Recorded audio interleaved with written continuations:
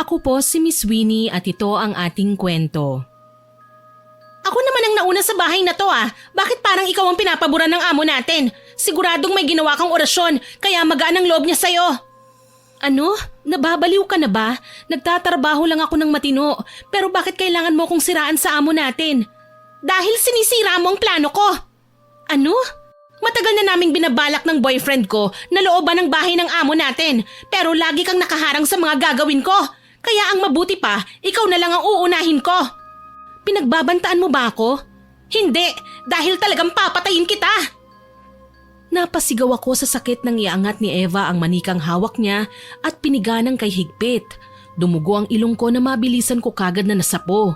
Nanginginig kong pinagmasdan ng palad ko. Nangihina ako nang makita ang pulang maladkit na likido. Anong ginawa mo? Itigil mo to! Ha? Akala mo ba makakalusot ka sa akin? Mamamatay ka, Leia. Kasama kang mabubulok sa bahay na to. Pati na ang walang yamong amo. Hindi, ipahuhuli ko kayo. Saksi ako sa ginawa niyong pagnanakaw. Sisiguraduhin ko na makakalaboso kayo. Ah, ganon ha? Parang may sariling isip ang bibig ni Eva kung banggitin ang mga banyagang lengguwahe na yun. Mas lalong bumibigat ang talukap ng aking mata. Alam kong hindi ako inaantok pero pakiramdam ko malapit na akong mahimatay sa sobrang sama ng pakiramdam ko. Halos bumigay na ang mga tuhod ko hanggang sa mapagtanto kong nanginginig na akong nakahandusay sa sahig. Nakatunghay sa akin si Eva kasama ang tulisan niyang boyfriend. Magandang araw po, Miss Winnie. Ako si Leia, 35 years old. Nangyari po ang kwentong ibabahagi ko nung 24 anyos pa lang ako. Para lubos niyo pong maintindihan ang aking kwento, sisimulan ko po sa pinakaunang dahilan kung bakit ako namasukang kasambahay. Nagsimula ang lahat ng ito sa isang simpleng pangitain. Nagising ako isang umaga na nagtataka sa kakaibang kilos ni Manong Goryo. Palakad-lakad siya at hindi mapakali. Kabisado ko ng ugali ni Manong kapag may pangitain. Hindi siya matatahimik hanggat hindi niya nasasabi sa amin ang nagbibigay ng kaba sa kanya. Kanina ko pa po kayo napapansing panayang sulyap sa akin. May problema ho ba kayo? Manong, ano po bang nangyayari sa inyo? May kailangan pa po ba kayo kay nanay? Huwag na po kayong mahiya. Nako, Iha. Wala naman. May kailangan lang akong sabihin sa'yo. Uy, ano po yun? Mangungutang kayo kay nanay, ano? Abat, palabiro ka rin naman palang bata ka. Kung ganon, ano po? Huwag na kayong masyadong patril, Manong. At nakakanerbiyos po kayo eh. Nanaginip ako kagabi, Iha. Masama. Panaginip lang pala eh. Huwag nyo na pong alalahanin yun. Hindi naman po lahat ng masamang panaginip nagkakatotoo. Hindi ako nagbibiro, Leia. May mangyayaring masama sa isa sa mga kapamilya mo. Hay, pati ako, hindi mapalagay. Sigurado po ba kayo, Manong? Parang nakakatakot naman po yung pangitain nyo. Magkakasakit ang isa sa inyo ng malubha, Iha. Kaya gusto ko lang sabihin na mag-iingat kayo palagi. La, seryoso po ba talaga yan? Manong naman eh, alam nyo pong taghirap tayo ngayon. Kailan ba pumalpak ang mga pangitain ko? Manong, baka po hindi pa kayo nakapagkape. Busog ako, Leia. Hindi talaga ako matatahimik hanggat hindi ko nasasabi sa'yo ang mga nakita ko sa panaginip. Aba, swerte ka nga dahil may libreng konsulta ka na sa albularyo. Naku Manong, wag nyo nga po akong hiritan. Alam nyo naman po na hindi ako naniniwala sa mga kababalaghan na yan eh. Iha. Naputol ang pag-uusap namin ni Manong Goryo nang marinig ang sigaw ni nanay mula sa loob ng bahay. Saglit kaming nagtinginan tsaka mabilis na pumasok sa loob. Naabutan ko si nanay sa may sala. Pilit na ginigising si tatay na noon ay nawalan yata ng malay. Nay, ano pong nangyari? Anak, Leia, tulungan mo ko. Hala, bakit nakahandusay sa sahig si tatay? Tumawag ka ng ambulansya, bilis. Kailangan nating dalhin sa ospital ang tatay mo. Mukhang tumaas ang alta presyon ng tatay mo, Iha. Ito na nga ba ang sinasabi ko? Ay naku Manong, kung tungkol na naman po yan sa pangitain nyo, hindi po lahat ng yon nagkakatotoo, okay? Baka nainitan lang si tatay. Leia, ambulansya! Heto na inay, tatawag na po. Mabuti na lang na isugod namin sa ospital si tatay kasama si Manong Goryo. Nagkaroon siya ng mild stroke dahil sa regular na pagpupuslit ng chicharong bulaklak na nabibili sa kanto. Galit na galit si nanay dahil niresetahan na kami ng doktor ng sandamakmak na gamot pang maintenance. Kita mo na, Karding, ang tigas-tigas kasi ng ulo mo damuho ka. Hindi ka pa nakontento sa pangungupit ng pera sa pitaka ko para ibili ng chicharong bulaklak. Pinagbawalan ka pa ng doktor na manigarilyo. Inay, tama na po. Sabi ni Doc, maging kalmado lang kapag nagsasalita, hindi po ba? Halos lapain niyo na po si tatay sa kangangawa niyo Kinakampihan mo na naman yung tatay mo, kaya tumatandang matigas ang ulo Palibhasa. O inay, kabisado ko na po ang sasabihin nyo na hindi ako nagmana sa inyo, na kesyo napulot nyo lang ako sa basurahan at anak ako ng tatay ko sa babae niya. Inay naman kahit naman kasi ako ang nagluwal sa'yo, hindi mo man lang kinunsinte ang paninermon ko dyan sa tatay mo. Lagi mo na lang akong inaawat. Kasi nga po, hindi na maunat ang noon nyo sa kakakunot. Palagi na lang po kayong nakasimangot. Smile naman po kayo ng konti, inay. Ang lakas ng loob mong pagsabihan ako. Totoo nga yata na hindi nyo na ako mahal Napalakas ang tawa ko sa sinabi ni nanay. Alam ko pong medyo OA na kami sa lagay na yon, Miss Winnie. Nagpupumilit na maging komedyante ang mga magulang ko kahit hindi naman nakakatawa. Pero kahit mahirap lang kami, may mga problemang dumarating sa buhay namin na papagaan namin sa pagiging positibo ng aming pamilya. Dating barangay tanod ang tatay ko. Si nanay naman, pangarap maging artista. Kaso raw, nung kabataan niya, ilang beses siyang nag-audition, hindi naman napipili. Bumagsak siya sa pagiging housewife na hindi naman niya pinagsisihan kahit kailan. Si nanay talaga Pasalamat ka talaga at mild stroke lang yan, Karding. Utang na loob ha, huwag mo nang dagdagan ng problema natin. Nay, sabi po ni tatay, ibenta na raw po natin ang mga manok panabong niya, ipambabayad sa ospital. Magandang ideya nga yan. Naku po, joke lang yun. Masama na nga ang tingin sa akin ni tatay nasan nga po pala si Manong Goryo? Kasama lang natin siya kanina. Hayun, nauna nang nagpaalam at baka raw nag-aalala na sa kanyang asawa niya. Inay, kailan naman daw po makakauwi si tatay? Hayun na nga, inuna pa natin ang pagtawa, hindi ko nga alam kung saan hahagilap ng pambayad sa bill. Sa susunod na araw na daw ang labas ng tatay mo. Baka po may mga tatanggap ng sanla. Yun na lang po muna ang gawin natin, inay. Ako na po ang bahalang maghanap ng trabaho. Huwag po kayong mag-alala, malalagpasan din po natin ang mga pagsubok na to. Salamat anak ha, ilang beses mo na tong ginagawa para sa amin. Palagi ka nalang naghahanap ng paraan. Ganun naman po talaga dapat, hindi po ba? Hayaan nyo, kapag nakahanap na ako ng trabaho, hindi ko na kayo papayagan pa na makisideline sa paglalabada. Kailan lang nang makapagtapos ako ng college sa kursong education, Miss Winnie. Gayunpaman, kahit with honors ng graduate, hindi pa rin ako makahanap ng matinong trabaho. Sobrang hirap makapasok sa kahit saang kumpanya, lalo na kapag walang backer. Iba na kasi ang patakaran ng mga yun ngayon Nakabase na sa may malakas na backer. Hindi pa naman ako makapag-apply sa mga eskwelahan dahil hindi pa ako ganap na teacher. Kailangan ko pang gumastos para makapag-take ng board exam. Nang makauwi na nga si tatay sa bahay, nagsimula na akong maghanap ng trabaho. Saan mo babalak mag-apply, iha? Kahit saan po, basta may matinong sweldo, may maipantubos lang tayo sa isinanla nating gamit. Ayoko naman po na marema tayo nang wala sa oras. Alam mo anak, may naisip akong paraan para makatulong. Ano po yun, inay? Pumasok na lang kaya ako sa club. Mukha pa naman akong may asim Ay nanay, kayo talaga Kung magbiro parang totoo. Naku, kapag ginawa niyo yan, lalala ang sakit ni tatay. Hay naku anak, pinagagaan ko lang ang sitwasyon natin. Alangan naman na wala na nga tayong pera, mukha pa tayong buhay na inimbalsa mo. Hayaan mo, habang naghahanap ka ng trabaho, ako naman ay tutulong-tulong sa kapitbahay nating may gulayan para naman kumita ako kahit papano.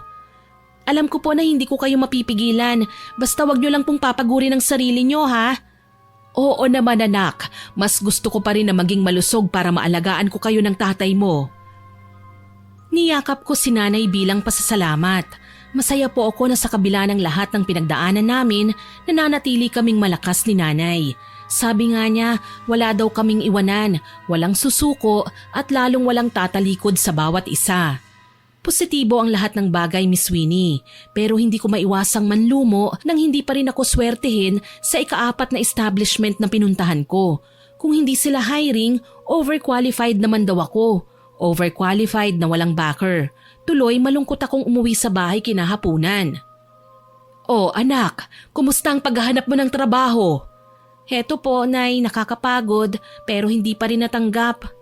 Hayaan mo na, pasasaan din ba't matatanggap ka rin? Si tatay po, ayun nasa kwarto, hinihilot ni Manong Goryo para naman hindi manigas ang katawan.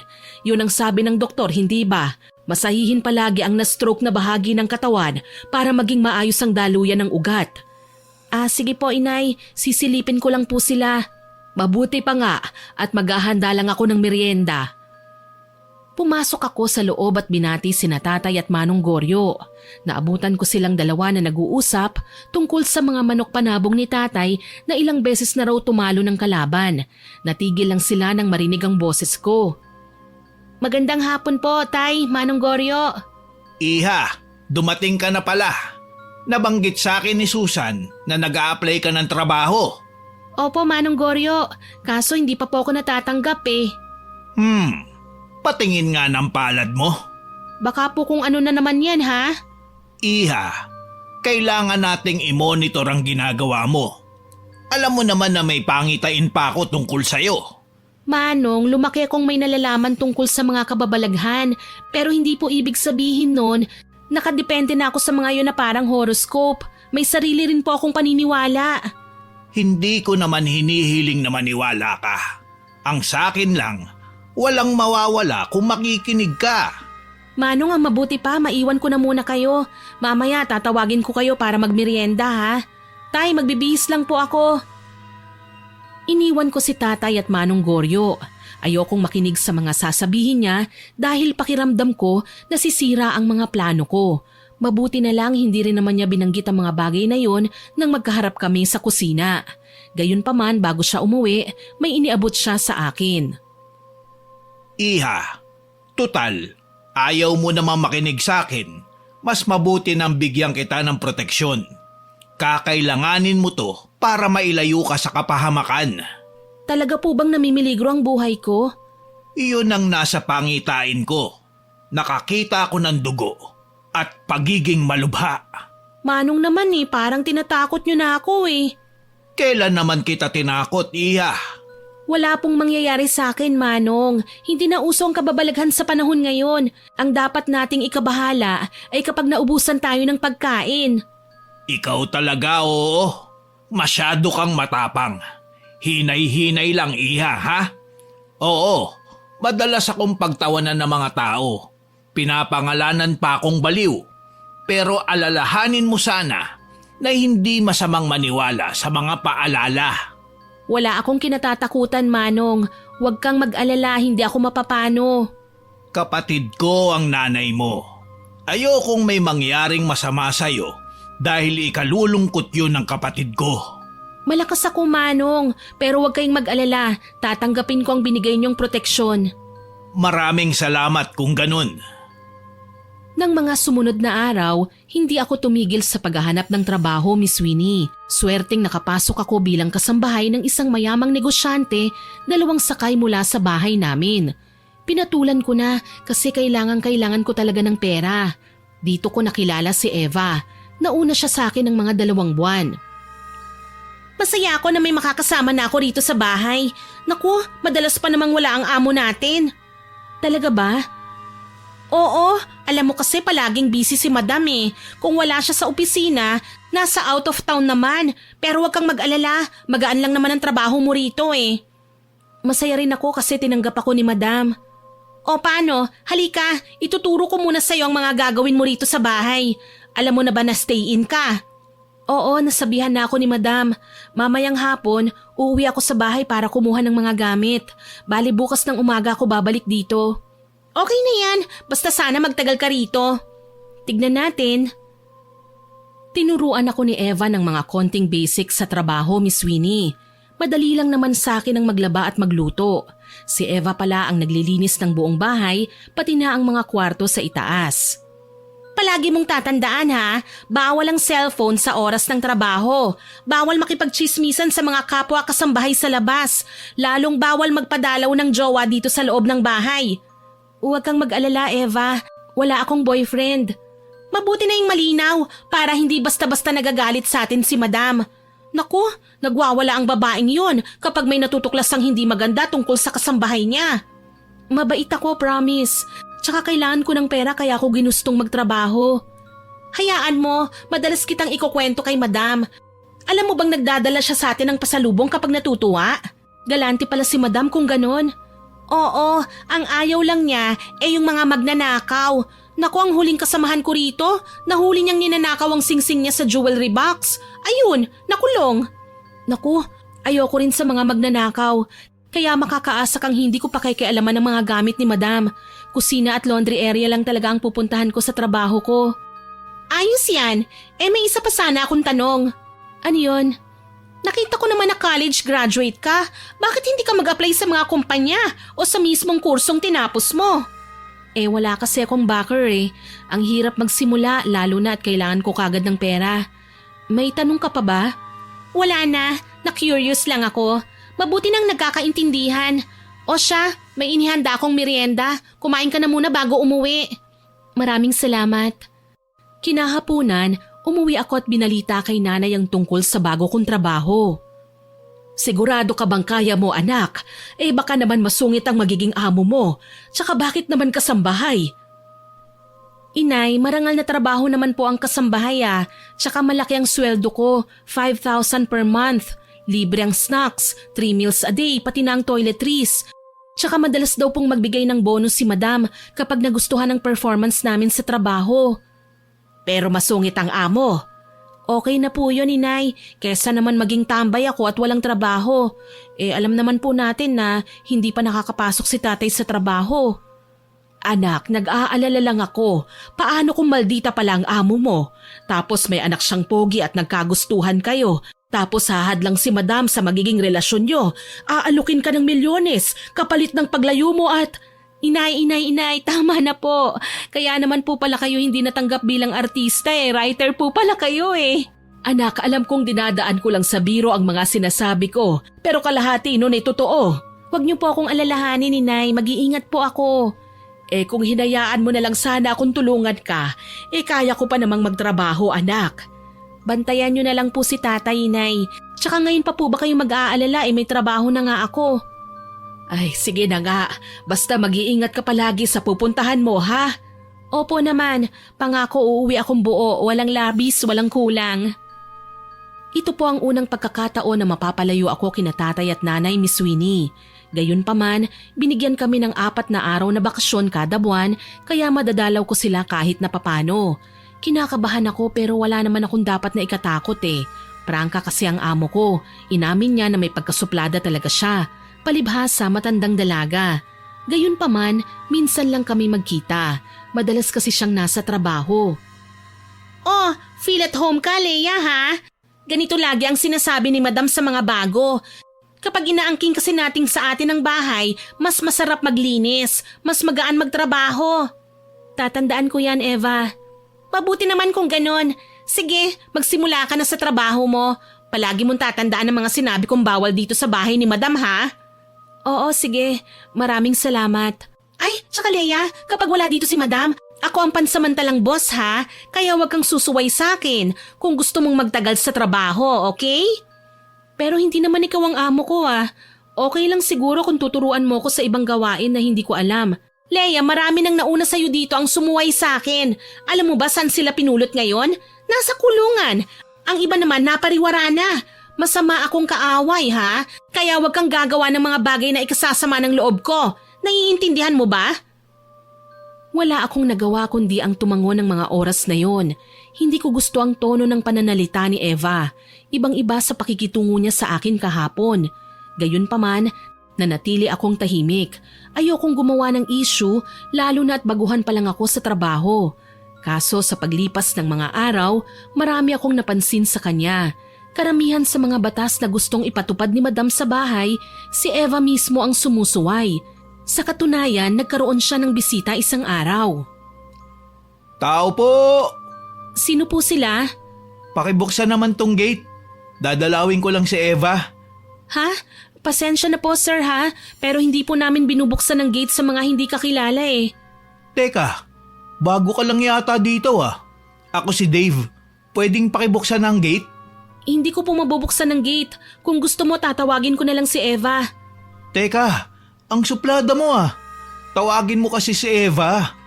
Maghintay ka dyan sa labas. Bilisan mo. Naiinis man, tinawag ko na lang si Eva. Nagbabaka sakali ako na siya na ang sisita sa lalaking kilala nga raw siya. Mababa pa naman ang pasensya ko sa mga taong mayayabang at feeling gwapo. Eva! Eva! Oh, bakit Leia? May naghahanap sa'yo sa labas eh. Dave daw ang pangalan. Ah, ganun ba? Sige, ikaw na munang bahala dito ah. Kakausapin ko lang si Dave. Sino ba yon? Jowa ko. Ha? Eh di ba sabi ni Madam bawal magpapasok ng lalaki dito sa bahay? Kilala naman ni Madam si Dave. Pwede ba? Mas nauna ako sa'yo sa bahay na to. Huwag kang kontrabida. Pero, ano ba Leia? Pati ba naman ang pagbisita ng jowa ko, pakikialaman mo pa? Eh, sinabi mo kasi nung una na bawal yan, hindi ba? Mag-uusap tayo mamaya ha. Huwag ka nang umepal. Kanina pa naghihintay ang bisita ko eh. Tumaas ang kilay ko nang lapitan niya ang gate at pagbuksan ng lalaking nagpakilala sa akin kanina bilang si Dave. Akala ko hanggang sa bakuran lang ang lalaking yun, kaya nagulat ako nang papasukin ni Eva si Dave sa loob ng bahay at pinaupo pa sa sala. Miss na kita, baby ko. Ah, ako rin naman eh. Ang tagal kasing umalis ng amo kong hukluban eh. Ay nako, ang dami pang ibinilin sa amin. Okay lang yan. Matagal pa naman siyang babalik, hindi ba? Oo, matagal pa naman. Teka, maiwan muna kita sandali ah. Oh, bakit? Saan ka ba pupunta? Basta, mansari natin ngayon hindi ba? Gusto kitang isurprise eh. Talaga? Ano ba yan? Surprise nga, hindi ba? Alam mo naman na mabilis ako mainip. Tapos isusurprise mo pa ako. Sus, mabilis lang to. Basta manood ka lang dyan ng TV. Sige, bilisan mo ah. Nagugutom na ako eh. Sinamantala ko ang pagkakataon na iniwan ni Eva ang lalaki, kaya mabilis kong sinabi kay Dave ang kailangan kong ipaalam sa kanya. Ah, Dave, ako nga pala si Leia. Ako yung nakausap mo kanina sa labas ng gate. Ah, oo nga. Ikaw ang magandang babaeng pinagbawalan akong pumasok kanina. Alam mo kasi Dave, bawal ang ginawa ni Eva na pagpapapasok sa'yo dito sa bahay ng amo namin eh. At bakit naman bawal? Matagal na naming ginagawa to. Saka bakit pa nakikialam ka? Sayang, type pa naman kita. Sinasabi ko lang sa'yo na hindi ka dapat nandito. Kapag naabutan ka ni Madam sa loob ng bahay, madadamay ako sa mapapagalitan. Umalis ang amo nyo, di ba? Matagal pa bago siya bumalik. Kaya wala kang dapat na ikatakot. Hindi kayo mahuhuli ng amo nyo. Hindi lang naman kasi ganun yun eh. Tinataasan mo ba ako ng boses? May karapatan naman siguro ko dahil isa ako sa namamahala sa bahay na to habang wala pa si Madam. Mas naunang naging kasambayang girlfriend ko kaysa sayo. Saka pwede lang ha, huwag kang umastang ikaw ang may-ari. Sasagot pa sana ako nang biglang dumating si Eva. Napatingin ako sa kanya mula ulo hanggang paa. Gayon na lang ang gulat ko nang makitang suot niya ang bagong biling bestida ni Madam. Kapares pa ang branded na relo at hikaw. Leia! Ano na naman ba ang sinabi mo kay Dave? Bawal daw ako rito. Pwede ba? Huwag ka nang makialam. Inggitera ka eh. Magtrabaho ka na nga lang. Iniwan mo ang basura mo sa itaas. Eh di kunin mo, okay? Ikaw munang sumalo sa trabaho ko at wag kang magkakamaling isumbong ako kay Madam. Sisiguraduhin kong ikaw ang mapapahiya sa ating dalawa. Paano kaya kung ikaw ang isumbong ko kay Madam? Ginagamit mo ang damit niya at mga alahas. Excuse me, palagi kong ginagawa to, no? Alam mo, asikasuhin mo na lang ang trabaho mo kaysa makialam ka sa ginagawa ko. Nang mga sandaling yun, gustong-gusto ko nang patulan si Eva, Miss Winnie. Umaasta siyang amo at ginagamit ang mga mamahaling gamit ni Madam para ipagmayabang sa boyfriend niya. Binuksan nila ang mamahaling wine, naligo sa pool at binahan ng pagkain ng dining table. Malakas ang loob niyang gawin yun dahil alam niyang next week pa ang balik ng amo namin galing abroad. Oy Leia, maghugas ka nga ng plato ha, tapos linisin mo ang lamesa. Ano? Kalilinis ko lang ng mesa. Bakit makalat na kagad? Wala naman si madam. Umaangal ka pa? Kung gawin mo na lang kaya ang inuutos ko. Mawalang galang na, Eva. Alam ko na nauna ka sa akin dito, pero pareho lang tayong trabahador. Hindi mo ako pwedeng basta nalang utusan, lalo na't hindi naman ikaw ang amo ko. Aba, at mapapel ka ha? Gusto mo talagang isumbong kita sa amo natin? Di gawin mo, tutal wala naman akong ginagawang masama eh. Ah, ganon ha? Sige, humanda ka. Mamayang gabi, tatanggalin ka na ni madam sa trabaho. Hindi ko pinansin ang mga sinabi ni Eva sa akin, Miss Winnie. Paano bago niya ako pinagbantaan, nauna ko nang kinuhanan ng litrato ang mga pinaggagawa niya. Inipon ko at tinago. Lingid sa kaalaman ni Eva, inutusan ako ni madam na matyagan ng kanyang isa pang kasambahay. Duda kasi siya sa katapatan ni Eva sa kanya. Mabilis na lumipas ang ilang buwan. Naging okay naman ang trabaho ko. Kahit madalas akong pagdiskitahan ni Eva, at least hindi ako pumapalpak pagdating sa amo ko. Tuwang-tuwa tuloy si nanay nang umuwi ako sa bahay na may mga dalang sapat na pera pambayad sa mga pinagkakautangan namin. Anak, masaya ako dahil nakauwi ka na. Salamat nga pala dito sa binigay mo ha. Hayaan mo, ibabayad ko kagad ang mga ito sa pinagkakautangan natin. Wala po yun, inay. Masaya po ako dahil sa wakas makakahinga na rin tayo ng maayos kahit papano. Kung tutuusin anak, pwede namang wag ka nang bumalik sa trabaho mo eh. May naipon din ako sa pagsa-sideline. Pwede ka nang mag-take ng board exam para makapasok bilang teacher. Himala inay, hindi po kayo nagbibiro ngayon ha? Aba, at inunahan mo na naman ako ha? Siyempre po inay, alam ko na ang gagawin niyo eh. Ikaw talagang bata ka, pasaway ka. Nagmana lang po ako sa inyo no? O siya, mamaya na ang kwentuhan. Lulutuin ko lang ang mga dala mong pagkain. Nasan nga po pala si tatay? Nandito lang siya kanina. Nagpahangin anak. Sige na, puntahan mo na siya. Tatawagin ko kayo mamaya kapag nakapaghain na ako. Mamaya na lang po inay. Tulungan ko na po muna kayo. Mabuti pa nga, para naman mapag-usapan natin ang mga nangyari sa'yo sa trabaho mo. Kumusta ang kasama mo? Okay naman ba? Kung alam nyo lang po inay, mabait si Eva sa simula, pero ngayon… Oh, bakit? Plastic din bang makisama? Hindi mo ba gusto ang ugali niya? Mabuti hindi kayo naging magkaribal sa mga pogi niyong amo. Naku, wala naman pong anak ang amo namin inay. Bakit? Wala bang pogi sa pinagtatrabahuhan mo? Kahit man lang pamangkin o pinsan ng amo niyo? Ay naku, wala po inay. Puro po kami babae doon. Ay sayang naman, akala ko pa naman makakapag-boyfriend ka na ng mayaman. Si nanay talaga puro biro. Aba bakit? Ganyan naman talaga ang kadalasang nangyayari. Kapag pinili nating magtrabaho sa malayo marami tayong makikilalang mga pogi at edukado. Inay, alam niyo pong wala pa po sa isip ko ang mga bagay na yan. Anak, hindi ka dapat nahihiya sa akin. Ayos lang naman kung gugustuhin mong magkaroon ng kasintahan Dalaga ka naman, tsaka ako nang bahala sa tatay mo.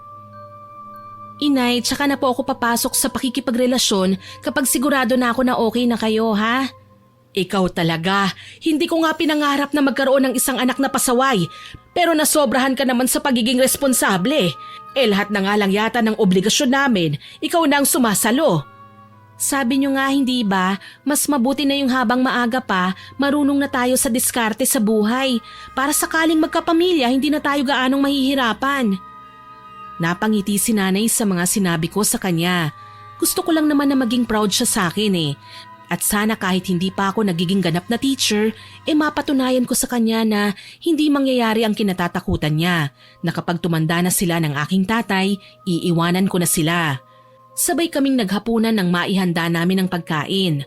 Naroon din si Manong Goryo na kahit hindi naman nakatira sa bahay namin ay naging permanente na naming tagahilot ni tatay araw-araw. Oh, mabuti naman at nakauwi ka, Leia Iha. Binisita ko po si nanay at tatay Manong Goryo.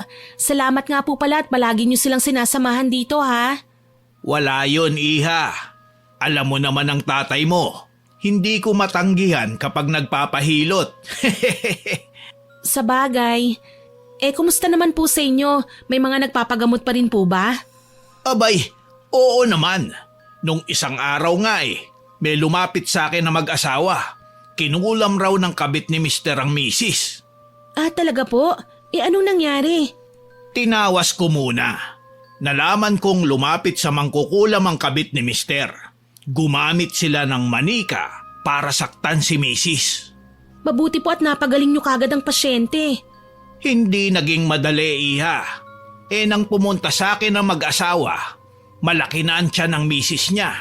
Akala nga namin buntis, pero bubuyog pala ang laman ng tiyan.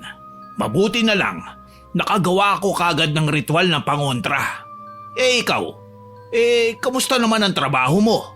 Okay lang naman po, Manong. Medyo masungit ang kasamahan ko pero okay lang. Natitiis naman. Huwag ka lang masyadong maging kumpiyansa. Minsan, ang mga taong akala natin ay walang binabalak na masama, sila pa pala ang may pinakamaraming plano na ikapapahamak ng iba. Tatandaan ko po, Manong. Nanatili ako ng halos 1 linggo sa bahay namin kasi kahit may day off kami sa pinagtatrabahuhan namin, hindi ko yun ginagamit para sa pamamasyal. Iniipon ko para makadalaw ako ng mas mahaba-haba sa mga magulang ko. Kaya naman nang magpaalam ako kina nanay at tatay na babalik na, maluha-luha pa nila akong inihatid ng tanaw nang papasakay na ako ng jeep. Mag-iingat ka anak ha, kapag may problema tumawag ka lang ha. Huwag niyo po akong alalahanin ni Nay, magiging okay po ako. Nagtagal nga ako ng ilang buwan sa pinagtatrabahuhan ko, hindi ba? Oo nga, pero naikwento mo sa akin ang tungkol sa kasamahan mo sa trabaho, hindi ba? Naku, mag-iingat ka sa mga ganyan. Ang mga taong nauna sa pinagtatrabahuhan nila, ganyan talaga ang teknik. Kapag nalalamangan, naiinggit na. At kapag nangyari yun, sisiraan ka nila sa mga amo mo. Huwag po kayong mag-alala. Ilang buwan na lang naman po ako sa trabaho. Sapat para makapag-ipon ako ng pangmunting negosyo at pang-board exam. Basta kapag hindi mo na kaya, tumawag ka lang at susunduin ka namin. Sige po, Inay. Maraming salamat po. Kinawayan ko si Nanay habang umuusad palayo ang jeep. Sa totoo lang, ayoko nang bumalik sa trabaho Pero kailangan dahil may gastusin pa kami na kailangan naming tustusan. Tsaka kabisado ko na rin ang trabaho ko kina Madam. Kay Eva na lang ako dapat mag-ingat. Sa katunayan, tinaasan ako kagad ng kilay ni Eva nang makita niya akong papasok sa bahay kasabay si Madam. Paalis na naman ang amo namin at marami siyang ibinilin sa akin. Pagkatapos ng munti naming pag-uusap, nagpaalam si Madam na mag-aayos na ng mga gamit na dadalhin niya. Nang maiwan kaming dalawa ni Eva sa sala, taas noon niya akong pinaringgan. Aba, mukhang close na kayo ni Madam Hindi naman, Eva. May mga ibinilin lang tungkol sa trabaho ko. Talaga? Bakit sa akin wala? Hindi ko alam. Baka naman mamaya pa niya sasabihin ang ibibili niya sa'yo, Eva.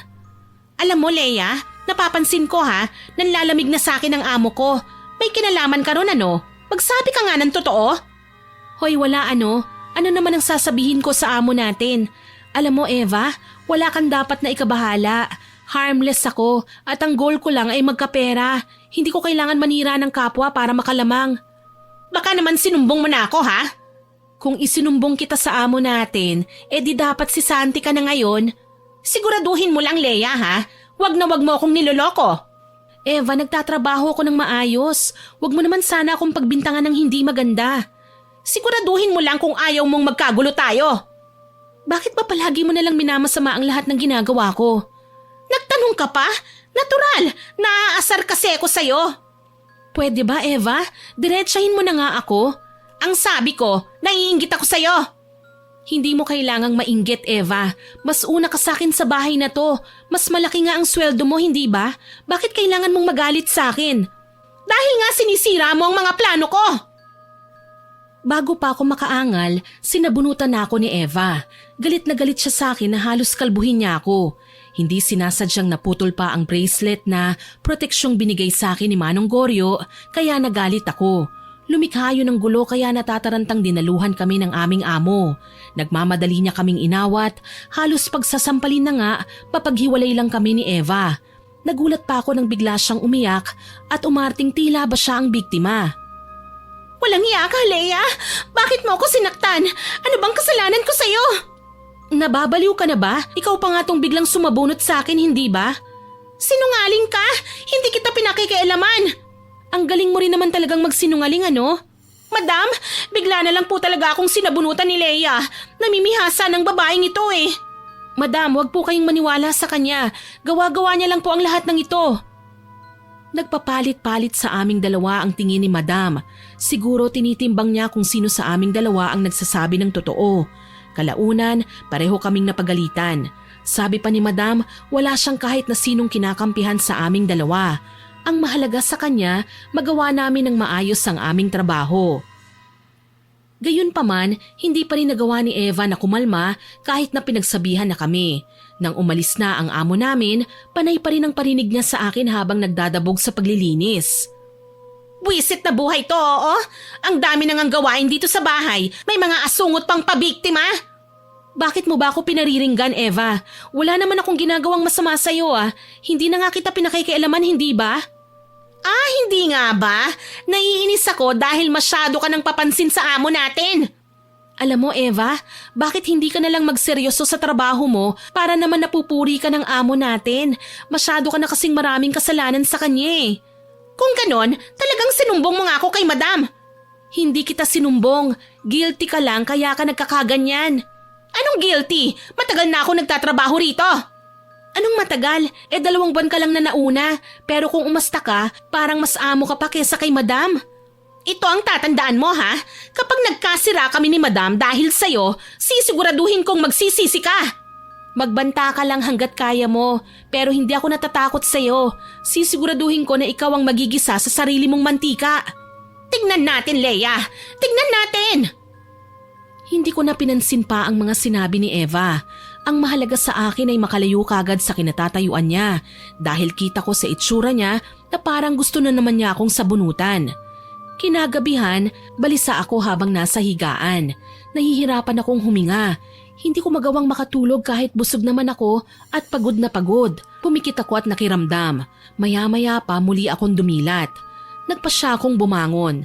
Ang bala ko lang sana ay magpahangin sa labas ng bahay pero napahinto ako sa kwartong inuokupa ni Eva. May malamlam na liwanag mula roon kaya naman naakit akong sumilip. Nakita ko mula sa kinaroroonan ko ang ginagawa ni Eva. Nakatalikod siya sa akin. Para siyang may ginagawa pero hindi ko maintindihan kung ano. Sinamantala ko ang pagkaabala niya at mabagal ko siyang tinignan.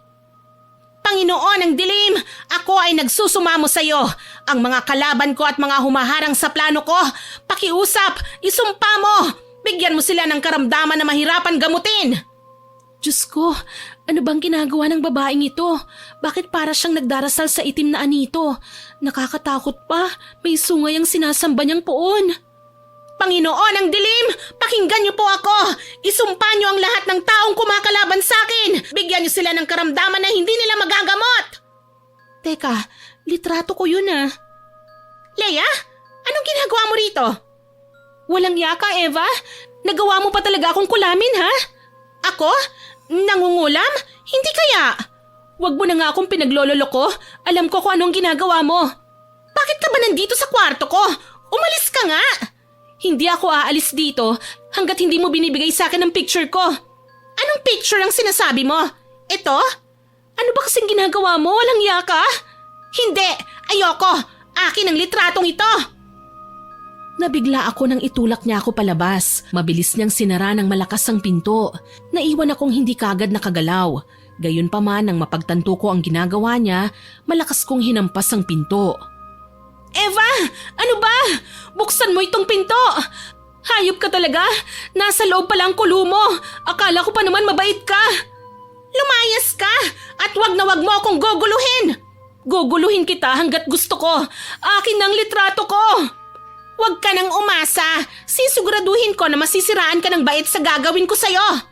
Kapag may nangyaring masama sa akin, mananagot ka sa mga magulang ko! Wala akong pakialam! Ang importante, mabura ka sa landas ko! Kabadong-kabado ko sa sinabi ni Eva. Hindi ko alam kung dahil ba sa nakita kong ginagawa niya, dahil halos mapraning ako sa kakaobserba sa katawan ko. Ayokong magising na lang isang araw na may malaking butas sa iba't ibang parte ng katawan ko. Nagmamadali akong pumasok sa kwarto at naglock ng pinto. Ilang sandali pa, Kinilabutan ako nang mapansing may kung anong nagsisigalawan sa ilalim ng balat ko. Lumalaki yun ng lumalaki. Kalaunan, lumikha na ito ng butas hanggang sa maglabasan na nga ang uod at ipis. Diyos ko, ano to? Mamamatay ka, Leia! Ako ang bubura sa'yo dito sa mundo! Ako! Ako! Hayop ka! Mangkukulam! Hindi mo ba alam? Matagal ko na itong ginagawa. Ang amo natin, matagal ko nang kinukulam. Kaya ikaw na ngayon ang pagdudusahin ko. Sa isang iglap, nangulubot ang balat ko. Sigaw ako ng sigaw dahil sa takot. Pero hindi man lang nagbigay ng pagkabahala si Eva. Mas nakita ko pa ang tuwa sa mga mata niya. Ilang sandali pa, nanlisik ang mga mata ni Eva na parang lalamunin na ako ng buhay. Bago pa man ako magpakawala ng malakas na sigaw, bigla kong napagtanto na nakapikit ako at nakahiga. Pinagsikapan kong ibuka ang bibig ko pero nakapagtataka sa utak ko lang nanggagaling ang sigaw. Alam ko na kagad na binabangungot ako. Isang ring mula sa aking cellphone ang nagligtas mula sa masamang panaginip.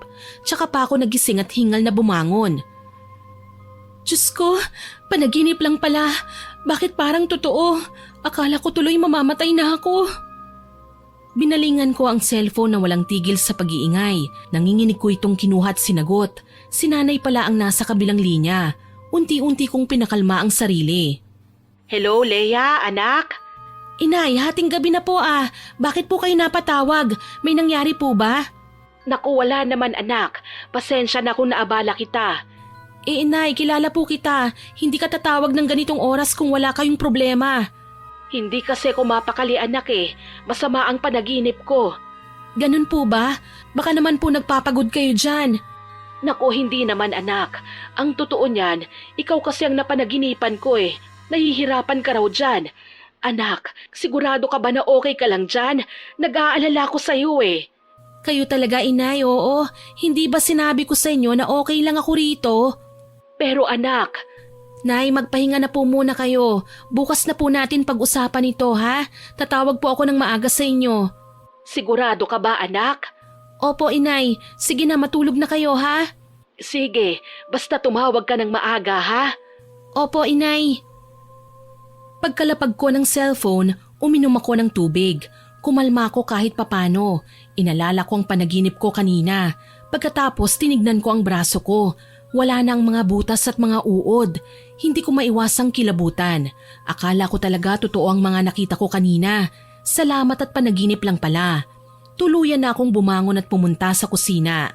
Nagkasabay pa kami ni Eva sa paglapit sa ref.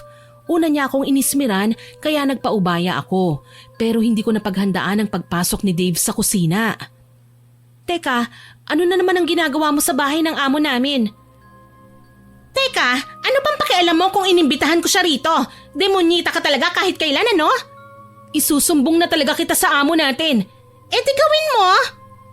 Napaatras ako nang kumuha siya ng kutsilyo tsaka itinutok sa akin. Hindi ko alam kung ikasisi ako ba na pinigilan siya ni Dave. Inagaw pa ang hawak niyang patalim. Baby ko, ang brutal mo naman. Akin na nga yan. Sumusobra na kasi ang bruha na yan eh. Hayaan mo na kasi. Halika na nga. Mag-almusal na muna tayo. Ang kapal ng mukha niyo. Huwag kang ang umangal, pwede? Baby, ako na ang kakausap sa kanya, okay? Iwan mo na muna kami. Inirapan ako ni Eva tsaka siya naglakad papunta sa sala. Naiwan kami ni Dave sa kusina. Nakita ko nilagay niya sa lababo ang kutsilyo at dahan-dahan akong nilapitan. Napalunok ako dahil bigla akong kinilabutan. Anong gagawin mo? Wala naman. Naisip ko lang, ang ganda mo pala kapag natititigan. Nababaliw ka na ba? May jowa ka tapos lalapit-lapit ka sa akin? Layuan mo nga ako. Ang bango. Bastos ka! Sinampal ko si Dave nang amuyin niya ang buhok ko. Napaatras siya, halatang nagulat at hindi nagustuhan ang ginawa ko. Hinawakan niya ako ng mahigpit sa braso. Ano ba, Dave? Nasasaktan ako!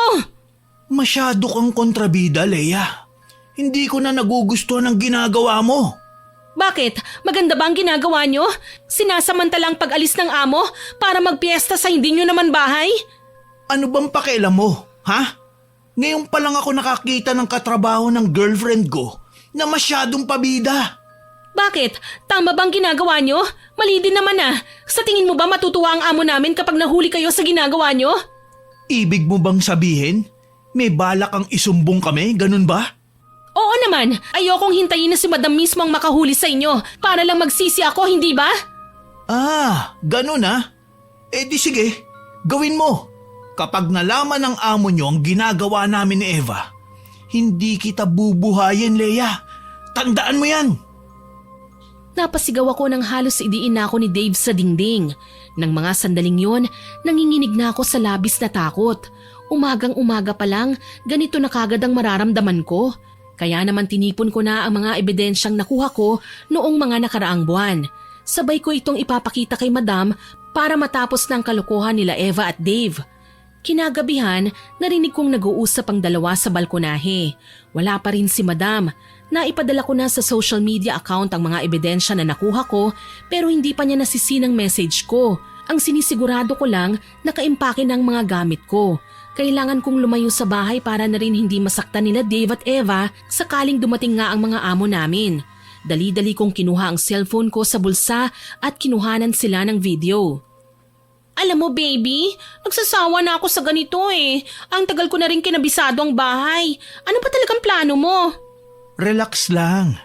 Alam mo naman na minsan lang tayo makapag-enjoy sa ganito kagandang bahay. Pero hindi naman talaga ganito ang plano natin, hindi ba?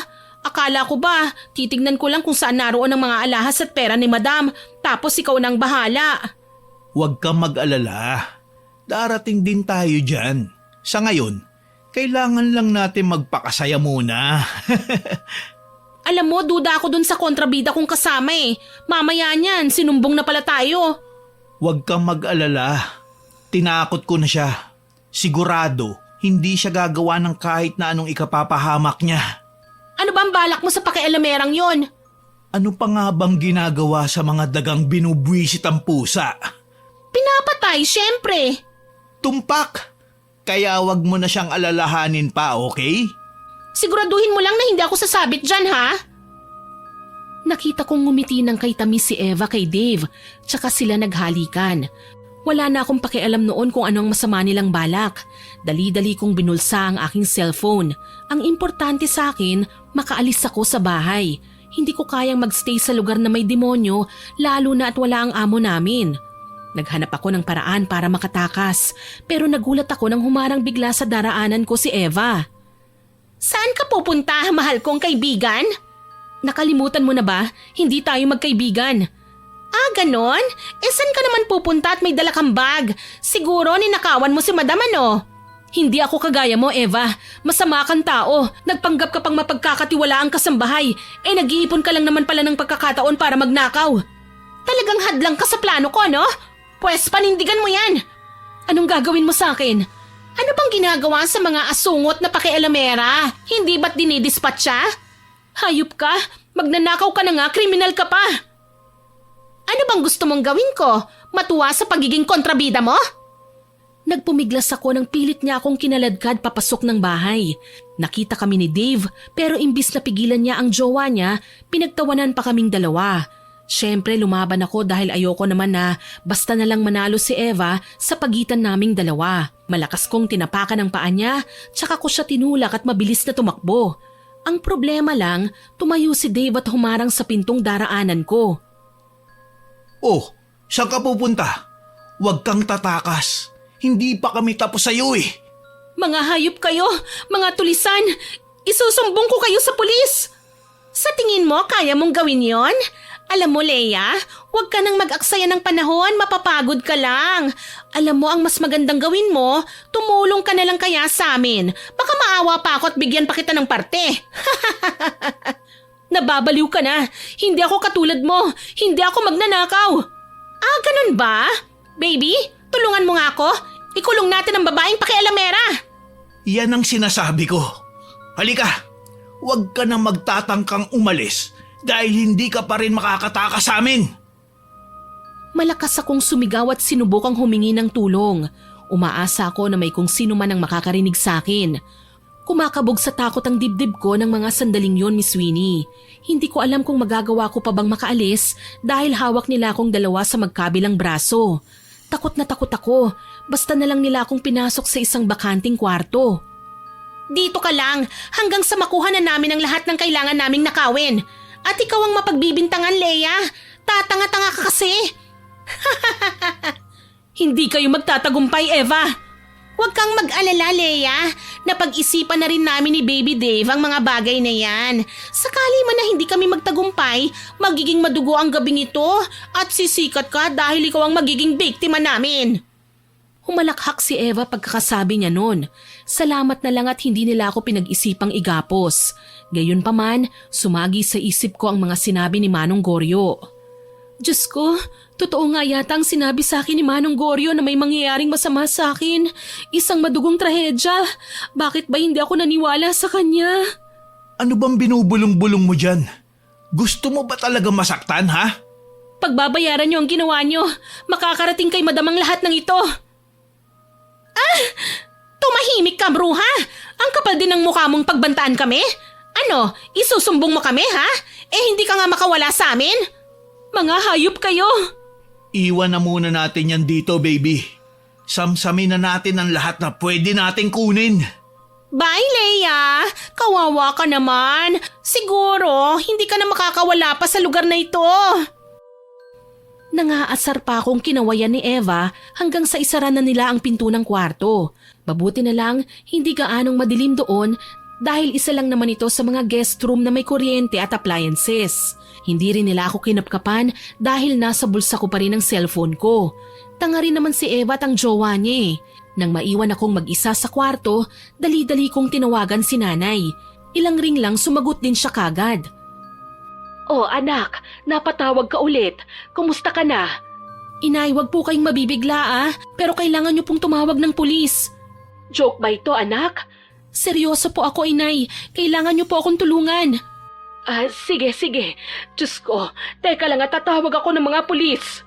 Papuntahin mo po sa address na binigay ko, inay. Tapos ipadadala ko rin po sa inyo ang number ni madam. Tawagan niyo siya at sabihin niyo po ang nangyayari dito. Anak, mag-iingat ka dyan. Teka, ano bang nangyayari? Tsaka ko na po ipapaliwanag. Anak, baka nagkasala ka na, ha? Huwag po kayong mag-alala, inay. Hindi po ako gagawa ng kahit na anong bagay na ikapapahamak ko. Umiiyak pa si nanay nang magpaalam ako sa kanya. Napuputulin muna ang tawag ko. Ilang sandali pa, binalikan ako ni Eva. Nakangisi niyang hinablot ang kamay ko. Tsaka siya nagsalita ng wikang banyaga na siya lang ang may kakayahan na maintindihan yun. Anong ginagawa mo sa akin? Wala naman. Gusto ko lang gumante sa mga pakikialam mo sa mga ginagawa ko nung mga nakaraang linggo. Anong salita ang mga sinabi mo kanina? Bakit hindi ko maintindihan? Sumpa yun, Leia. Sumpa para manghina at mamatay ka. Baliw ka na. Wala akong pakialam. Ang importante sa akin, makabawi man lang sa pagiging pabida mo sa amo natin. Babalik sa'yo ang sumpa mo. Iwinaksi ko ang pagkakahawak niya sa akin. Tumawa lang si Eva, kasabay ang bigla kong pagkahilo. Sinapo ko ang ulo at nanghihinang sumandal sa dingding. Ilang sandali pa, naalarma kami nang makarinig ng putukan ng baril sa labas. Galit siyang lumingon sa akin. Gaga ka? Tumawag ka ng pulis? Oo naman, hindi ko hahayaang makapagnakaw kayo, no? Talagang sinusubukan mo ako? Bakit kailangan mo ba akong sabunutan? Gusto kitang tablahin sa ginawa mo. Ano ba? Bitiwan mo ko. Halos ingudngud niya ako sa sahig dahil sa sobrang panggigigil. Wala naman akong magawa dahil bigla akong nahilo. Mabuti na lang, bumukas ang pinto ng kwarto kung saan kami naroon at pinaputukan ng mga pulis si Eva. Nanginginig siyang itinaas ang dalawa niyang kamay at talagang binunutan pa ako ng buhok bago siya nagpaposa sa mga alagad ng batas. Kinabukasan, dumating sa presinto sina Madam at Nanay Susan. Alalang-alala sa akin ang mga magulang ko. Si Madam naman ilang beses na nagpasalamat sa akin. Umabot kasi ng 3 milyon ang mga alahas at appliances na muntik ng matangay nila Eva. Sugatan si Dave pero daplis lang at nakakulong na ngayon sa presinto. Diyos ko anak, salamat na lang at ligtas ka. Buti na lang po hindi nila ako pinatay. Hayaan mo, nangako sa akin si Madam na mabubulok sa kulungan ng dalawang nanakit sa'yo. Okay lang po, Inay. Mabuti na lang talaga at nabasa ni Madam ang message ko sa kanya. Tapos na ipadala ko sa kanya ang mga pictures at ebidensya ng kawalangyaan nila Eva. Mga hayop talaga ang dalawang yan. Pinagtulungan ka pa. Hayaan niyo na po, Inay. Ang importante, nakaligtas ako. Tsaka nakakulong na po sila. Si tatay nga po pala, nasaan?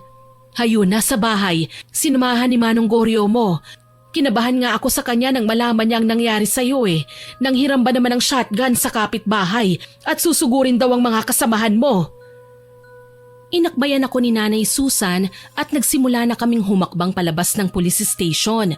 Nadaanan pa namin sa magkahiwalay na selda sina Eva at Dave. Parehong masama ang tingin sa akin. Eva! Lumingon ka!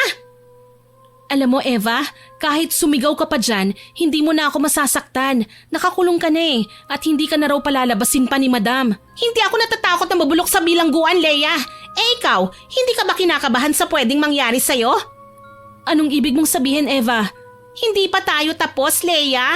Nakakulong man ako, mapaglalaruan pa rin kita. Nababaliw ka na. Hoy, magnanakaw! Ang lakas ng loob mong tumawa kahit himas-rehas ka na. Gusto mo dagdagan ko pang kaso mo? Inay, wag niyo na po siyang pansinin. Okay lang po ako. Wala naman po tayong dapat na ikatakot Dala na rin ang payo sa amin ng mga pulis, hindi na namin pinansin pa sina Eva. Tuluyan na kaming nakauwi sa tulong din ni Madam. Binigyan niya ako ng 1 linggong bakasyon para makapagpahinga at maging maayos ang pakiramdam. Pero hindi na ako nakabalik kagad sa trabaho. Nagising ako isang gabi na mabigat ang pakiramdam. Parang may nakadagan sa dibdib ko, kaya ilang beses akong bumangon. Napansin ako ni Nanay kaya halos hindi rin siya nakatulog habang pinakikiramdaman ako. Okay ka lang ba, anak? Hindi po kasi ako makahinga ng maayos Bakit naman? Hindi ko po alam, Inay. Pwede po bang humingi ng tubig? Oo naman. Teka lang at kukuha ko, ha? Sige po. Hindi nagtagal, dumating din si Nanay at may dalang 1 basong tubig. Mabilis akong uminom pero sumama pa lalo ang pakiramdam ko. Sa katunayan, tuluyan na nga akong nasuka sa kama. Ang ikinatakot ko lang, hindi normal na pagkain ang naisuka ko, kundi mga patay na ipis at uod. Diyos ko anak, ano yan? Bakit ganyan ang sinuka mo? Hindi ko po alam, Inay. Hindi ko po alam. Kailangan nating tawagin si Manong Goryo. Inay, wag na po. Baka may nakain lang po akong hindi maganda. At ipis talaga ang sinuka mo? Naku anak, huwag ka nang mag-isip ng iba pang dahilan. Hindi na normal to. Pero Inay, natatakot po ako. Huwag kang matakot. Masusolusyonan natin ito. Wala akong nagawa ng tawagin nga ni Nanay si Manong Goryo. Pabuti na lang, malapit lang ang bahay niya sa bahay namin kaya nadaluhan niya kagad ako. Kakaibang lamig ng kamay at talampakan mo. Pero bakit ganon, Manong? Mainit ang noo niya, para siyang lalagnatin. May planggana ka ba, Susan? Kailangan nating tawasin ang anak mo. Ha? Sigurado ka? Hindi ako pwedeng magkamali. May nararamdaman akong maitim na kapangyarihan sa loob ng katawan niya. Bakit niyo naman po nasabi yan? Nararamdaman ko na kagad ang kapangyarihan sa 1 pitik lang ng pulso mo. Mukhang nasumpa ka, Iha. Kung yun po talaga ang tingin nyo, baka naman pwedeng alisin nyo na ang sumpa sa katawan ko. Kaya kong gawin yan, pero kailangan mong kumalma. Halika, maupo ka. Anak, sundin mo si Manong Goryo. Alam ko gagaan ang pakiramdam mo. Pinagmasdan namin si Manong Goryo na nagsindi ng puting kandila. Pinatak niya ang mga tunaw nun sa planggana na may tubig. Ilang sandali pa, kinabahan ako nang makitang may nabuong imahe sa nasabing planggana. Babae, may hawak na manika at karayom. Heto na ang resulta. Kilala mo ba ang babaeng ito, Iha? Siya ang nagbigay ng sumpa sa'yo. Isang babaeng matindi ang inggit sa'yo. Manong Goryo, hindi po ako pwedeng magkamali. Si Eva po yan. Kinulam ako ni Eva. Paano niya nagawa to? Hindi ba't binigyan kita ng pangontra? Ilang beses po kaming nag-away ni Eva, Manong Goryo. Ang totoo niyan, nagkasabunutan kami nitong huli at nasira niyang bracelet na binigay niyo sa akin. Sinasabi ko na nga ba? Kaya pala tinablan ka ng sumpa. Manong, ano bang kailangan naming gawin? Kailangan natin siyang gamutin gamit ang mga herbal. Pagkatapos, aalisin natin ang sumpa sa pamamagitan ng rebuelta. Kahit hindi pa talaga ako sigurado kung magtatagumpay ba tayo. Bakit naman po hindi magtatagumpay, Manong? Magaling kayong albularyo, hindi po ba? Naniniwala ako na kaya niyong alisin ang sumpa sa katawan ko. Iha, bago pa man mangyari ang lahat ng ito, alam mong nagbigay na ako sa iyo ng babala. Pero hindi ka naniwala.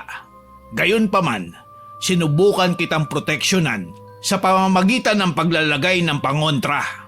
Pero nagawa itong ihiwalay sa katawan mo nang magkasakitan kayo ni Eva.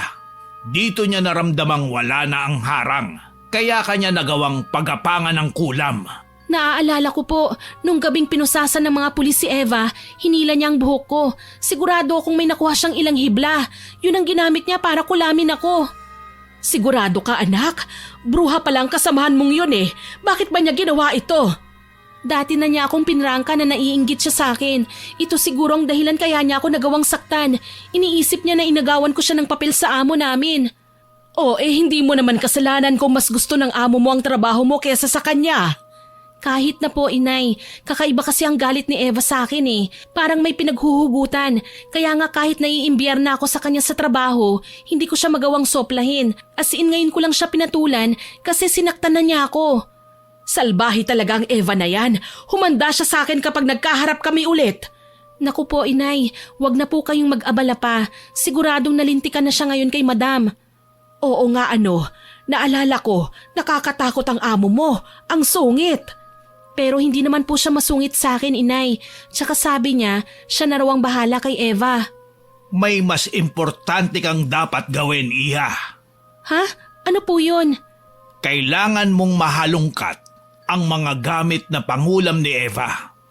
Bawiin ito sa kanya at sunugin. Hindi po yata yun ganun kadali eh. Bakit mo nasabi, anak? Nay, nakakulong po si Eva. Hindi ko alam kung dinispat siya na ba ni madam ang mga gamit niya. Baka nga pinalinis na niya yun sa iba eh. Baka naman hindi pa, anak. Subukan nating hanapin. Papayag naman siguro ang amo mo kung sasama ako sa'yo. Sige po. Pero bukas na lang po tayo umalis, Sinay. Masama po talaga ang pakiramdam ko eh. Huwag kang mag-alala, Iha. Susubukan kong gamutin ang sumpa na ginawad sa'yo. Siguro, walang kaalam-alam si Eva na makakalapit ka kagad sa albularyo. Salamat po ha, Manong Goryo. Pasensya na po kayo. Hindi ako naniwala kagad sa mga babala. Huwag mo nang isipin yun, Iha. Naiintindihan ko naman kung ayaw mong maniwala sa akin. Hindi lahat ng sinasabi ko kapani-paniwala. Hindi ba? Pero minsan, mahalaga man o hindi ang pangitain ko, kailangan kong ibahagi sa'yo. Para naman magawa nating paghandaan, hindi ba? Hayaan niyo po, Manong Goryo. Sa susunod, hindi niyo na po ako kailangang kumbinsihin. Ako na mismo ang hahanap ng paraan para maiwasan ang mga trahedya na nakikita niyo sa pangitain. Salamat, Iha. Malaking bagay yan sa akin. Alam mo kasi, nakokonsensya din naman ako kapag may mga tao akong hindi mailigtas na kasama sa pangitain ko. Nagkamali nga po ako eh. Naging maayos din naman ang pakiramdam ko nang mapahiran ako ni nanay ng langis. Galing yun sa gawa ni Manong Goryo. Gayunpaman, hindi ako nakatulog kaagad. Inabot pa ng 4:00 ng madaling araw bago ko dinalaw ng antok. Pagsapit ng tanghali, naghanda na ako para sumama kay nanay papunta sa bahay ni madam. Mabuti na lang at hindi siya umalis ng bahay dahil na rin sa muntikan ng pagnanakaw nila Eva sa mga mamahalin niyang alahas. Sinabi ko sa amo ko kung pwede ko bang mahalughog ang kwarto ni Eva. Pumayag siya kaagad. Ito pala ang kwarto ni Eva. Diyos ko, napakaburara naman pala ng babaeng yun. Ugali niya na po talaga yan, inay. Noong nandito pa nga siya, madalas niyang ipasa sa akin ang trabaho niya eh. At ginagawa mo naman. Hay nako anak, yan kasi ang hirap sa'yo eh. Masyado kang mabait. Bago pa lang po kasi ako noon. Hindi ko naman po alam na aabusuhin niya pala ako. Kita mo, ang dami niyang abubot na may kinalaman sa pangungulam. Nagkalat sa kama ni Eva ang mga libreta at itim na kandila. Ilan sa mga yon nasindihan na ng babae. May mga punyal na nakasiksik sa kahon ng sapatos. Ilan sa orasyon na nakasulat sa papel, nilamukos at nasa ilalim naman ng kama. Kinuha ko ang picture niya at sinilid sa dala kong bag. Akala ko simpleng kasambahay lang si Eva na may balak na magnakaw. Pero maliban pa doon, demonyita rin pala siya. Alagad ng dilim na mahilig sa pangungulam. Pakiramdam ko hindi lang akong kinulam ng babaeng yun eh. Sa tingin ko kailangan natin kunin ang mga bagay na ito, anak. Tama po kayo dyan. Inay? Anak, anong nangyayari sa'yo? Inay, para pong napapaso ang likod ko eh. Ano? Sigurado ka? Opo, inay. Sobrang sakit po. Tulungan niyo po ako. Hindi ko po matiis ang sakit. Ano ba yan? Teka nga, tignan natin. Tumalikod ako at hinayaan si nanay na tignan ang likod ko. Napansin kong suminghap siya kaya kinabahan ako. Inay, ano pong nakita niyo? Anak, paano ka nagkaroon ng malaking sugat sa likod? Sugat? Wala po akong alam, inay. Pero hindi ako nagbibiro, anak. May malaking hiwa sa likod mo. Nagdudugo pa nga ito. Umiling ako at sinubukang tignan sa salamin ang sinasabi ni nanay. May nararamdaman akong masakit pero paano naman yun magiging sugat? Wala naman akong natatandaan na sumabit ako o nasugatan ng kahit na ano. Gayunpaman, nakaramdam ako ng takot nang makita ang sugat sa likod ko. Hindi pa ako nakukumbinse at pinakunan ko pa kay nanay ng picture sa cellphone para sure ako. Para lang kilabutan ng makitang totoong ngang may sugat at nagsisimula ng magkulay puti sa parting may hiwa na parang naghahakot na ng nana. Nay, nakakatakot naman to. Ano pong gagawin natin? Sasabihin natin kay Manong Goryo ang nangyayari. Pero inay, hindi po ba't kailangan nating makita ang mga gamit na naging instrumento ni Eva sa pangungulam? Para kasing ang hirap hanapin, anak. Wala yata dito ang mga gamit niya eh. Ang mga orasyon at libretang ito kasama ng mga itim na kandila, bali wala kung wala ang mismong manika na ginagamit niya. Inay, sa tingin niyo ba na kay Eva mismo ang manika? Pwede, hindi ba? Pwede silang dalhan ng mga gamit ng mga kaanak nila. Kailangan ko po talagang mabawi ang manika. Kung ganon, halika, sugurin natin si Eva sa presinto. Nang araw ding yun, hindi na kami nag-aksaya ng panahon at pumunta kagad sa police station. Mabuti na lang, hindi pa na itatransfer si Eva. Mukha nga siyang bagong leader sa selda eh, dahil minamasahe pa siya ng mga kasamahan niyang preso. Si Dave naman, panayang sit-sit sa kabilang selda. Psst! Leia, ano na? Pakakawalan niyo ba kami, ha? Huwag ka nang umasa, Dave. Mabubulok ka na siguro dyan. Hindi ko naman natuloy ang pagnanakaw Dapat, iniatras nyo na ang kaso. Hindi ikaw ang pinuntahan ko rito, kundi ang girlfriend mong alagad ng dilim. Aba, tingnan mo nga naman kung sino ang makapaghusga. Dinadalaw mo ako ngayon.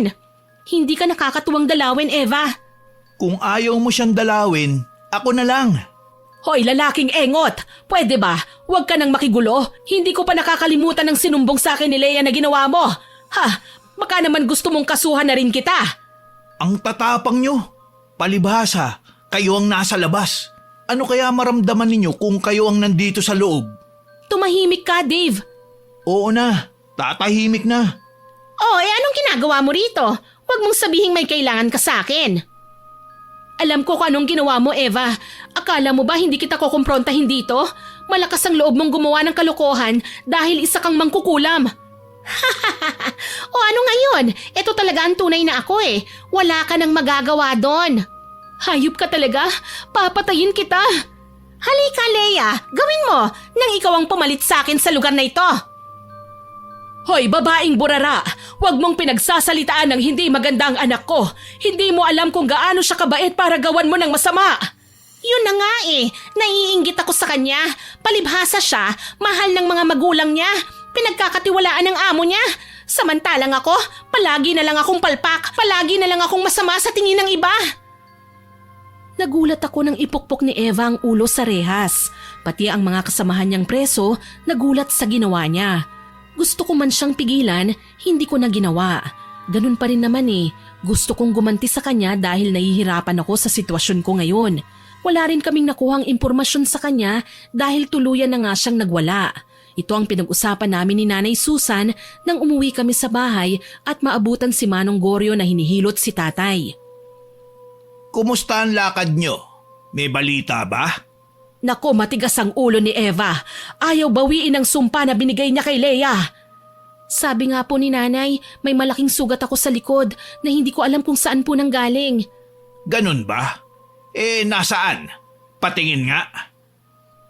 Mabagal akong lumapit kay Manong Goryo tsaka nagpaalalay kay Nanay na ipakita ang sugat ko sa likod. Halos mapasinghap siya nang makitang malaking hiwa.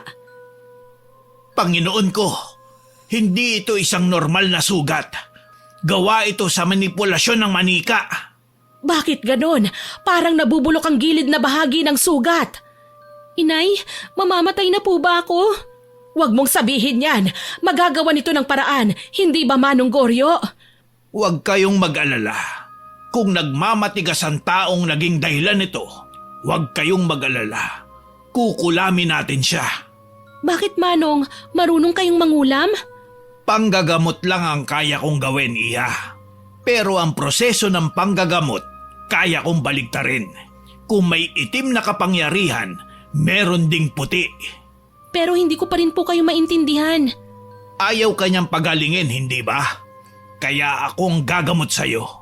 Bilang kapalit, babalik sa kanya ang sumpa na ginawad niya sa'yo. Nanlaki ang mga mata ko sa sinabi ni Manong Goryo. Hindi ko akalaing kaya niyang gumawa ng mga nakakatakot na bagay. Kaya naman nang maalala ko ang litrato ni Eva na dinala ko, kaagad akong humarap kay Manong Goryo. Wala po akong tinatapakang tao, Manong, pero hindi po ibig sabihin gugustuhin ko nang tanggapin ang sumpa ng kahit na sino, lalo na't gusto niyang gumanti sa akin. Kaya sige po, gagawin ko ang lahat bumalik lang sa kanyang sumpa. Sigurado ka ba dyan, Iha? Opo, Inay, ayoko pang mamatay. Gusto ko pa po kayong alagaan ni Tatay. Kung ganon, kakailanganin ko ang importanteng gamit ni Eva. Damit, larawan, suklay na may hibla ng buhok, o kahit nail cutter na may natirang ginupit na kuko. May picture po ako rito, Manong. Kung ganun, akin na ang litrato niya. At kailangan, maging sigurado ka sa hiling mo na ibabalik natin sa kanya ang sumpa dahil wala nang atrasan ito. Naiintindihan ko po. Tinanggap ni Manong Goryo ang picture.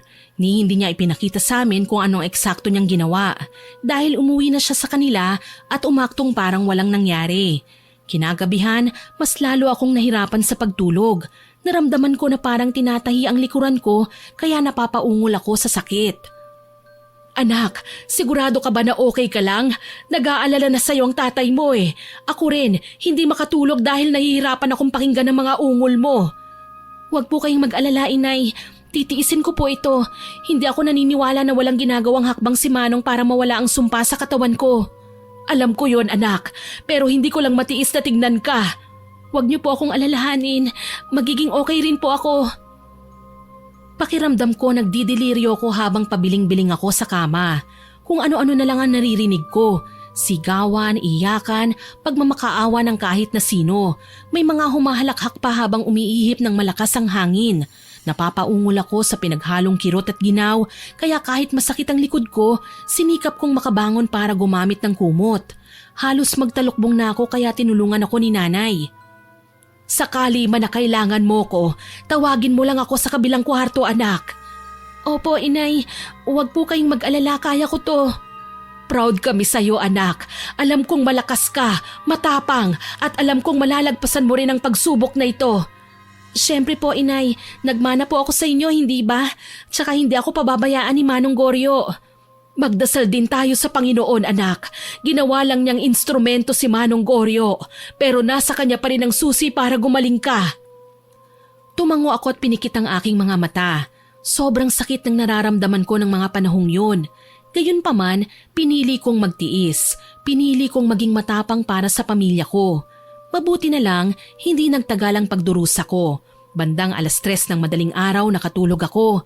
Payapa at nakakahinga na ng maayos dahil medyo nawala na ang sakit ng likod ko. Nagising na lang ako kinatanghalian nang tumawag sa akin si Madam. Ibinalita niya ang nangyari kay Eva sa kulungan. Basta na lang daw nagsisisigaw kaninang madaling araw ang babae. Nagulat pa ang kapwa niya preso dahil basta na lang nagkaroon ng malaking sugat sa likod si Eva. Ang sabi ng mga pulis, may kasamahang preso si Eva na pinagdiskitahan siya pero walang gustong umamin. Nagpasalamat ako kay madam at pinutol na ang tawag. Buhay pa naman daw si Eva pero hindi makausap. Hindi na rin siya magkakaroon pa ng tsansa na makawala sa kulungan dahil bukod kay madam, may isa pang anak mayaman na sumugod sa police station para sampahan din ng reklamo ang magkasintahan na sina Eva at Dave. Patong-patong na kaso tuloy ang kinahaharap ngayon ng dalawa. Kumaling na rin ako kinalaunan. Kahit papano, nakakabawi naman sa mga panahong hindi nakapagtrabaho. Mas naging mabait pa sa akin si madam habang tumatagal.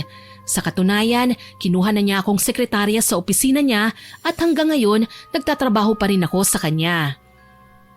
Nawalan na kami ng balita kina Dave at Eva. Ang alam ko lang, nilipat na sila sa city jail para doon pagbayaran ng kanilang mga kasalanan. Inilihim naman namin sa mga kakilala ang tunay na nangyari sa akin. Para na rin sa proteksyon ng pagkatao ni Manong Goryo na siyang naging susi para maibalik kay Eva ang kulam na ginawad sa akin. Sa ngayon, may sari-sari store na si nanay at tatay. Masaya pa rin kaming naghahanap buhay at umaasa na lahat ng bagay at magagandang pangarap sa buhay ay makakamit sa pagsisikap, hindi dahil